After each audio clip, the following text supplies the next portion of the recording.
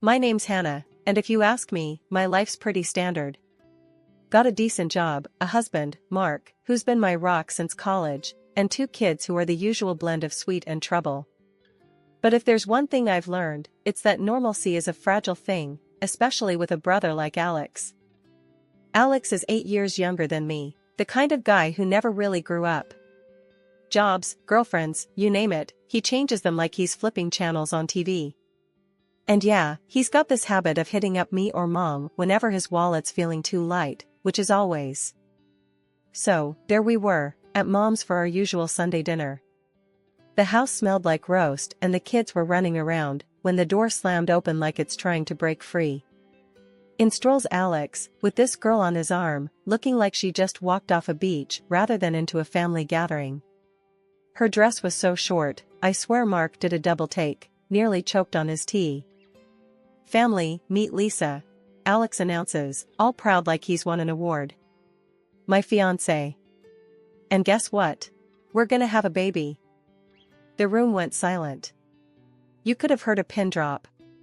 Mark's coughing his lungs out, mom's frozen with her mouth half open, and I'm just staring, thinking, here we go again. Alex, are you out of your damn mind? I couldn't help myself. You can barely take care of yourself. Lisa, hands on her hips, eyes me like I'm something she stepped in. We're very happy, thank you. And we don't need negativity, right, babe? Alex nods, slinging an arm around her. Yeah, we're doing great. Right, Mom?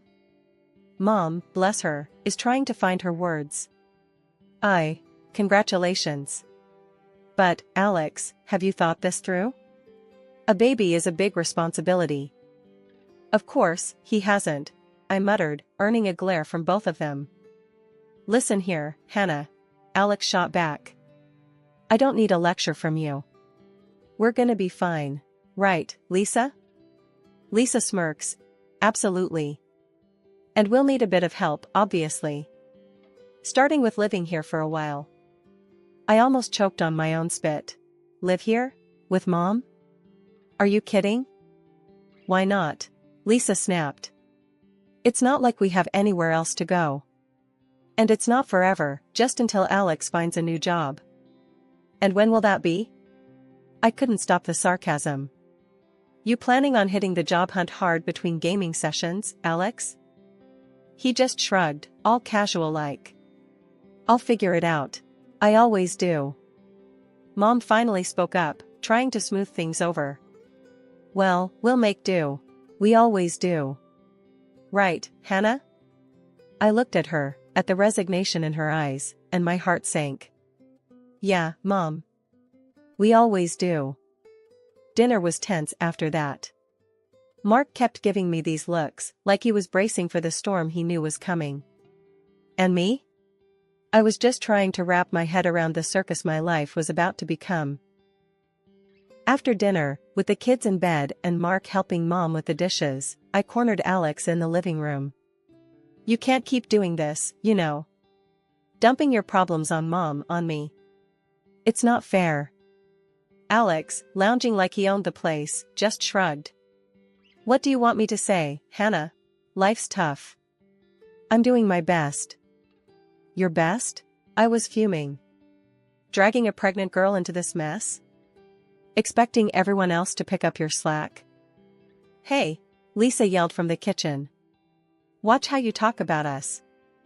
I took a deep breath, counting to 10 in my head. Arguing wasn't going to solve anything. Not with Alex. Not now. Just, try to think about someone other than yourself for once, I finally said, more tired than angry. Alex just looked at me, and for a second, I thought I saw a flicker of something like guilt. But then he smiled, that carefree, reckless smile that always spelled trouble. We'll manage, sis. We always do. As I went to help with the dishes, leaving Alex to his illusions, I couldn't shake the feeling that we were all on the brink of something big. And not in a good way. But like Mom said, we'd make do. Because that's what families do, right? Even when they're about to be turned upside down by one of their own. Having Alex and Lisa move in was like inviting a hurricane into your house and hoping it'd just water the plants. From day one, the balance of our family home was thrown off. Mom tried to stay upbeat, but I could see the strain in her eyes. One morning, I dropped by to see Mom, and the scene was chaos. Dishes piled up, laundry forgotten, and Lisa lounging on the couch like she owned the place, scrolling through her phone. Alex was nowhere to be seen, probably asleep or pretending to be. "Morning, Lisa," I said, keeping my voice neutral. "Need help with anything?" She barely glanced up. "Oh, no, I'm good. Just resting." "You know, for the baby." "Right. The baby." I looked around at the mess. "And Alex?" She shrugged. "Asleep, maybe? I don't keep tabs on him." "Of course not. Why start now?" I sighed and started picking up. Mom came in, her smile a bit too forced. "Hannah, you don't have to do that." "I don't mind, Mom. Can't have you dealing with all this alone." Lisa watched us, not moving an inch. "You're so good to your mom," she said, and I couldn't tell if she was being sarcastic. "Someone's got to be," I muttered, throwing a glance her way. She just smiled, unfazed. Later, I caught Alex in the kitchen, raiding the fridge. "Nice of you to join the living," I snapped. "Your fiancée's made herself right at home." He grabbed a soda, not looking at me. "Yeah, well, she's pregnant. Needs to rest." "And you? What's your excuse?" He leaned against the counter, all casual-like. "I'm looking for work, all right? It's not easy out there." Could have fooled me. "Seems like your full-time job is avoiding responsibility." He rolled his eyes, cracking open his soda. "Why you always gotta be on my case, Hannah?" "I'm handling it." "By handling, you mean letting Mom clean up after you too?" He didn't have an answer to that. Just sipped his soda and shrugged. The final straw came when Lisa announced they wanted a small wedding at the house. "Nothing fancy," she said, laying out plans that sounded anything but. "Just something memorable." I looked at Mom, who was trying to hide her worry. "And how do you plan to pay for this small wedding?" Alex jumped in. "We thought Mom could help, you know, as a gift." I laughed. It was that or scream. "You're joking, right? You want more from her?" Lisa stood up, hands on her hips. "It's not like we're asking for much. Just a little help."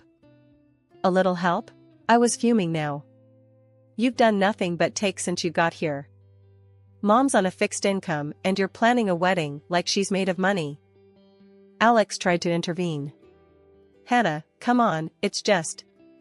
"No, Alex. Enough is enough. You two need to start taking responsibility for your own lives. Mom's not your personal ATM." Lisa's face went red, and for a moment, I thought she'd yell. But she just scoffed. "Fine. We'll figure it out ourselves." "Yeah," I said. "You do that." Walking out, I told Mom, "Don't let them bully you into paying for anything. It's time they learned the value of money." Mom nodded, but I could see the conflict in her eyes. She wanted to help Alex, but knew it wasn't helping in the long run. That night, Mark and I talked it over. "You can't keep fighting their battles, Hannah," he said, and I knew he was right. But it wasn't just about fighting battles, it was about protecting Mom from being taken advantage of. The next day, I made it clear to Alex and Lisa. "You're adults. It's time to act like it. No more handouts. You want a wedding, a life, you work for it." Their response was a mix of shock and anger, but I stood firm. This was the wake-up call they needed, whether they appreciated it or not. The addition of a new family member should have been a joyous occasion, and in a way, it was. Lisa gave birth to a beautiful boy, a bundle of joy that brought a rare smile to everyone's faces, especially Mom's. She was over the moon, completely taken with her new grandson. But the joy was a double-edged sword. It was Mom, not Alex or Lisa, who ended up doing most of the caring for the little one. Watching her juggle her grandson alongside everything else was both heartwarming and heartbreaking. Alex and Lisa's approach to parenting was, let's just say, hands off. While Mom cooed and cuddled the baby, Alex was glued to his computer screen, and Lisa was out more often than not, treating them all like her personal playground. The contrast couldn't have been starker. Life at Mom's had spiraled into a daily soap opera, minus the scripted resolution at the end of each episode. On one of my visits, I caught Mom poring over a pile of receipts that could easily be mistaken for a novel, with expenses that made my eyes water. Designer outfits, jewelry, luxury items that screamed extravagance from miles away. And there was Alex, ensconced in his virtual world, oblivious to the real one crumbling around him, his newborn son a mere background to his gaming adventures. Alex, isn't it about time you hit pause and maybe, I don't know, looked for a job? My attempt at lightheartedness did nothing to pierce his focus. He grunted something unintelligible, not once tearing his gaze from the screen. Working on it, he mumbled, the same old song and dance. And Lisa? This, I gestured to the mountain of receipts, isn't exactly helping. He shrugged, a gesture that conveyed a universe of indifference. I rounded on Mom. How can you just sit by and watch them drain you like this? Mom sighed, a sound so heavy it seemed to carry the weight of the world. It's only money, Hannah. I can't lose my grandson over it. That's when Lisa waltzed in, arms laden with shopping bags, a triumphant grin plastered across her face. Nothing like a little retail therapy, she announced, dropping her spoils on the table as if she'd returned from a successful hunt. Therapy? More like grand larceny. Mom can't keep this up, Lisa. Her eyes narrowed to slits, her voice cold and sharp as ice. Perhaps we should just leave, then.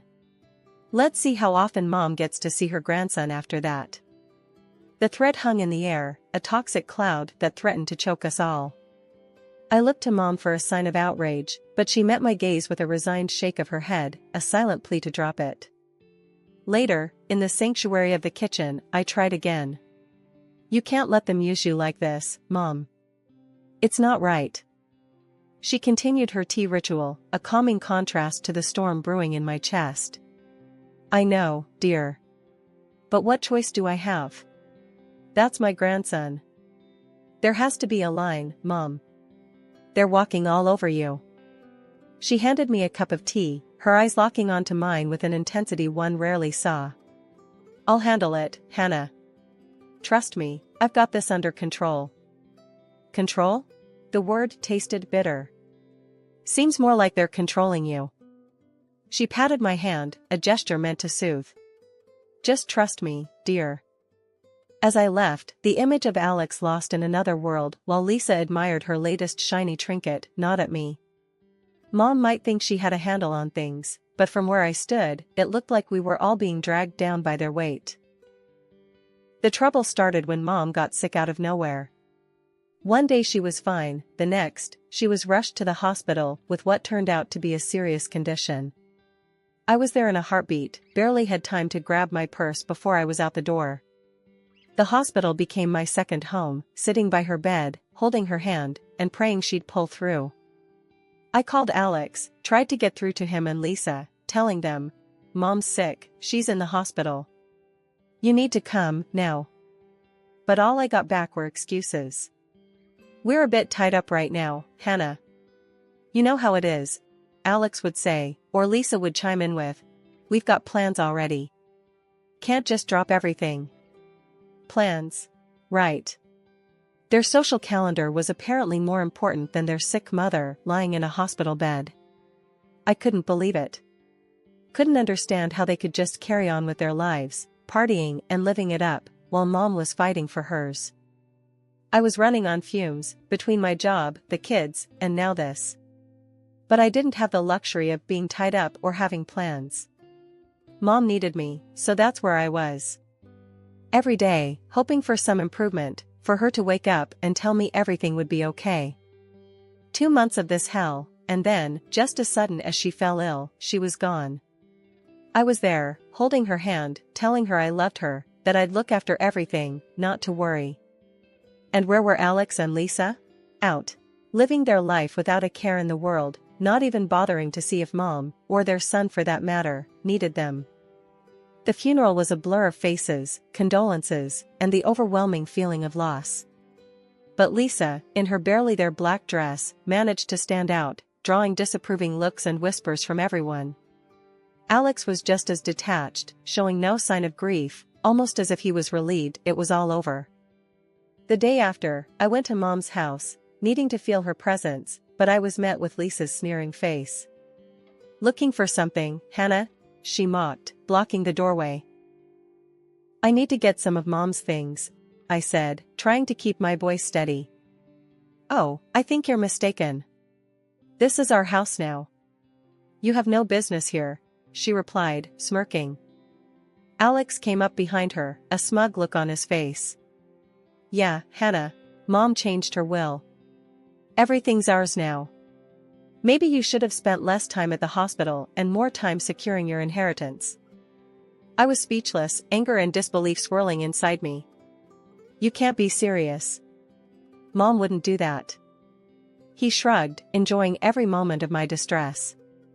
"Believe what you want. But you're not welcome here." Lisa laughed, enjoying the spectacle. "Guess you should have been nicer to us, huh?" Their cruelty hit me hard, but I wasn't about to show them how much. "We'll see what the notary says about this," I managed to say, my voice cold. "Good luck with that," Alex called out as I walked away, their laughter echoing behind me. A week after the whole funeral drama, we all ended up in the notary's office, a place I never thought I'd be fighting a family battle. The air was thick with tension, you could cut it with a knife. Alex and Lisa were smirking like they already won the lottery, but I had a card up my sleeve they didn't see coming. The notary cleared his throat, and the room went dead silent. "The will Mr. Alex Kramer has been referring to," he began, eyeing my brother, "is not the final will. Your mother made another visit here, with Hannah, to draft the final document." Lisa's face turned a shade I didn't know existed. "What the hell does that mean?" she spat, her voice like venom. "It means," I said, my voice steady, "that Mom knew better. She left the house to me, not you two." The notary nodded. "Indeed. The house goes to Hannah." Alex jumped up, his face red. "That's bullshit. She wouldn't do that." Lisa was on her feet too, screaming insults at me that would make a sailor blush. The notary raised his hand, calling for silence. "There's more. If it's found that there was any pressure applied to change the will, legal actions could be taken." Alex, still fuming, shot back, "I'm her son too. I deserve half of everything." The notary, unfazed, pulled out another document. "Your mother anticipated such a claim. Hence, she divided her money into 2 equal parts. However," he paused, looking directly at Alex, "she deducted from your share all the money you and your wife have received during your marriage." You could hear a pin drop. "How much is left then?" Alex's voice was barely a whisper. $10,000, the notary replied. Lisa's scream could probably be heard a mile away. 10,000? That's it? I couldn't help but feel a mix of sadness and relief. Mom had seen through their greed. "Seems like Mom knew what she was doing," I said, more to myself than anyone else. Alex and Lisa were in shock, their dreams of easy money shattered in an instant. The notary suggested they leave before things got uglier, and they did, but not before throwing a few more choice words my way. After the showdown at the notary, things escalated pretty quick. Alex and his wife, Lisa, were set on clinging to Mom's house like they owned the place. It was a mess, a proper circus show, until it got so heated that I had no choice but to call the cops. Never thought I'd see the day where I'd have to drag police into family drama, but there we were. When they finally left, under the watchful eyes of the police, the air in the house felt different, heavier somehow. Mark and I started the grim task of taking inventory, noting the gaps where things used to be. It was clear as day, they'd been selling off Mom's things. My heart sank. How could they? I was livid, ready to drag them through the courts. I can't believe this, Mark. They've stolen from us, from Mom. We should sue them for everything they've got left. Mark, ever the voice of reason, put a hand on my shoulder. Hannah, I know you're angry, and you have every right to be. But think about it. Maybe, just maybe, they'll use that money for something good. For the kid. His words hit me harder than I expected. It was a slim hope, clinging to the idea that maybe, just maybe, they'd finally start acting like responsible adults for their child's sake. It didn't make what they did right, but it gave me a sliver of hope that maybe the cycle would break with their son. Deep down, I knew Mark was right. Pursuing them legally would just drag us all through more mud, and for what? The chance at a few dollars and more heartache? No, it was time to let go, to move forward and focus on healing, on building something better from the wreckage they left behind. So, I let it go, not for them, but for me, for us. It was time to close this chapter and start anew, with the hope that maybe, just maybe, they'd find their way. Months rolled by in silence, a welcome break from the chaos that had enveloped our lives. But peace has a way of being fleeting. Word got to me that Alex and Lisa had sunk further, living in some rundown apartment, scraping by. Alex was jumping from one odd job to the next, and Lisa? She was chasing after rich men, leaving their little boy, my nephew, pretty much on his own. Hearing that, it felt like a punch to the gut. That kid deserved better, so much better than what those two could ever offer him. I started gathering the paperwork, the legal documents needed to strip them of their parental rights. It was a heavy decision, but every fiber of my being told me it was the right one. That boy needed a real family, stability, and I was determined to give it to him. When I finally approached Alex and Lisa with the idea, bracing for a fight, their reaction took me by surprise. They were indifferent. Almost relieved to be rid of the responsibility. You sure about this, Hannah? Alex asked, no hint of the brother I once knew in his eyes. You know, taking on a kid is a lot. I couldn't hide my disgust, my disappointment. He's your son, Alex. Doesn't that mean anything to you? Lisa, ever the opportunist, chimed in with a shrug. If you think you can give him a better life, then why not? We've got our own lives to figure out. Their casual dismissal of their flesh and blood boiled my blood, but I swallowed the anger. This was about him, not them. Yeah, I'm sure. More than you've ever been about anything. He'll be loved and cared for. That's more than what you've ever offered him. The paperwork was straightforward, their signatures quick and emotionless. As I walked away, documents in hand, it was a bittersweet victory. That little boy was going to have a chance now, a real family with me and Mark. It's been a stretch of quiet months, a silence from Alex and Lisa that spoke volumes. They'd vanished off the grid, no calls answered, no trace of them at their last known spot.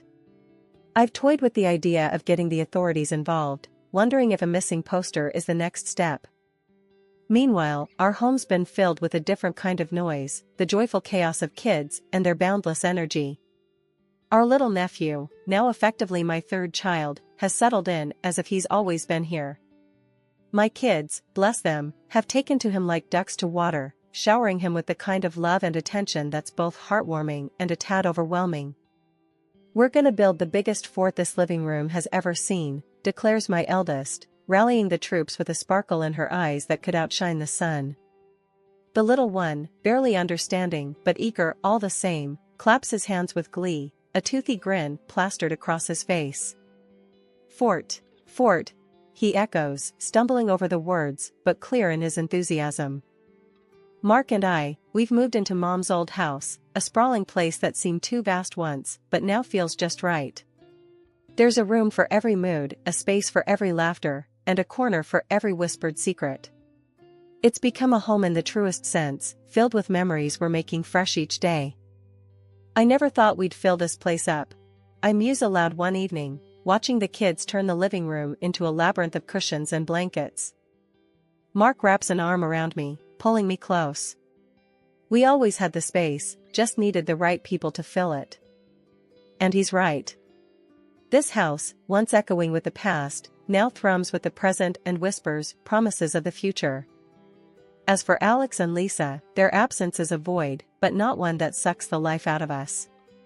If anything, it's given us a clarity, a purpose. We've built something solid, something real, out of the wreckage they left behind. We've turned a page, started a new chapter. And in this story, we're all exactly where we're meant to be.